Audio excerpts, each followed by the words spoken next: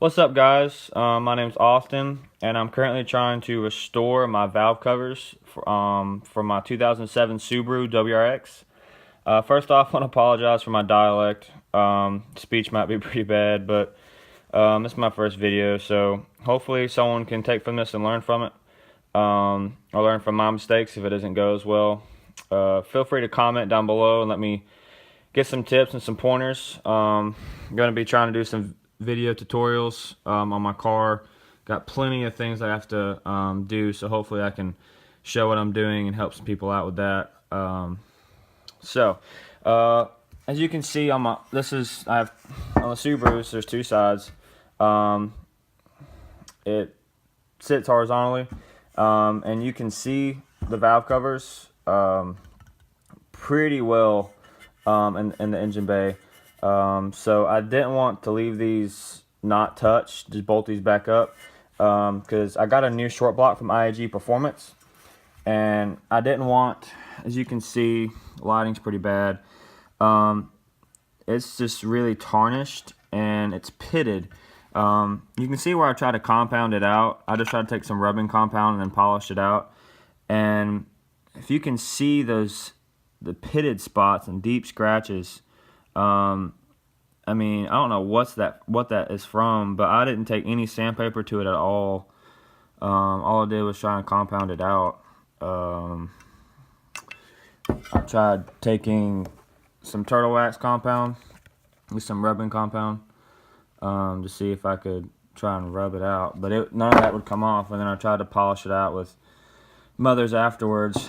The correct way to really compound it out, if you wanted a deep shine, almost look like chrome, what you would do is you would step out. Sorry for my finger being in the way, I'm using my iPhone.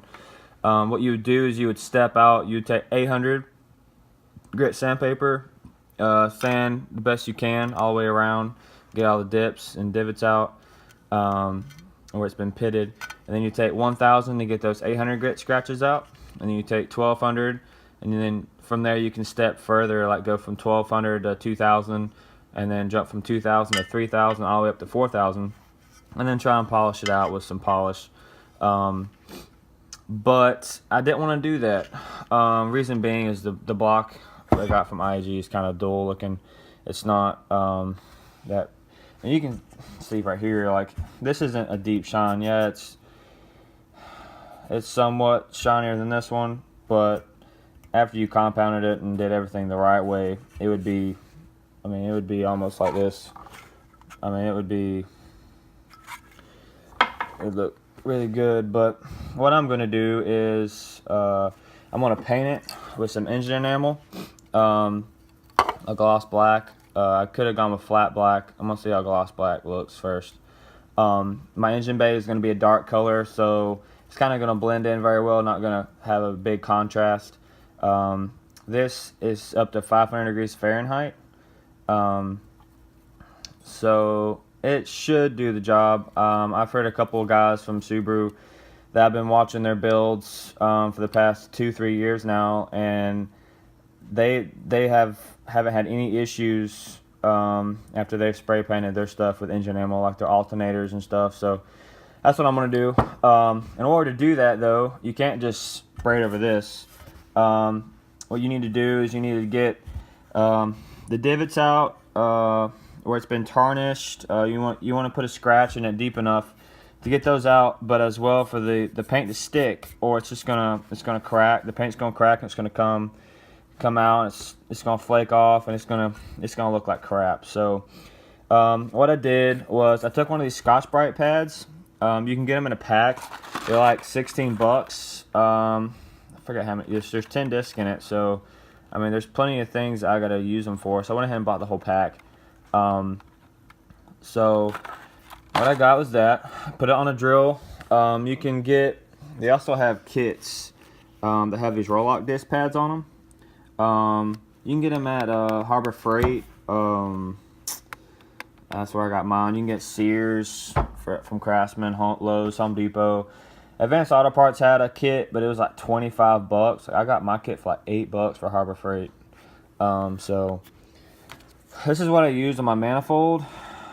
Big mistake on my part. Do not use anything with a grit like this to try and divot it out, because you're gonna it's gonna look like a mountain. It's gonna feel like a mountain after you get done with it, and then you're gonna have to level it back out. So don't use this. Don't use anything with a grit. I don't know if you can see that or not, but do not use that. Stick with a Scotch-Brite. It's gonna get most of that out. I mean, look at the difference. I mean, it didn't put that big of a scratch in it. It's gonna be just enough for that to stick. So what I did was I took it, put it on the drill. I mean, you can see. I mean, this is just off one. Look how much caked up from just that one cover. Oops. And that's what it looks like brand new. I mean, it's ridiculous the amount I got out with this. I spent about 20 minutes on this one. I still got some more, as you can see. What you can get when you can't reach down in there, if I can find it. Oh, here it is. You can get some Scotch-Brite pads. They also sell them at Advanced Auto Parts, AutoZone. It's right up the road for me. That's why I'm referring to them. You can just take one of these. It's the same deal with this pad. Exact same thing, just different brands. And you want to get in the spots and try and get them out the best you can. It's gonna take some working into. The drill makes it definitely faster. But after I do that, what I'm gonna do is I'm gonna tape up the back of these. Also tape up any thread holes.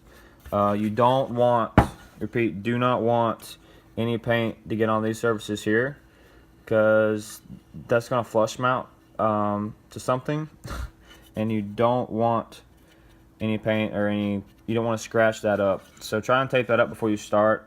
I was just very careful, as well as tape up those as well. On the back side, you can see what I did is I put this in a stripping tank. One of my friends' shops, Exotics Powder Coating.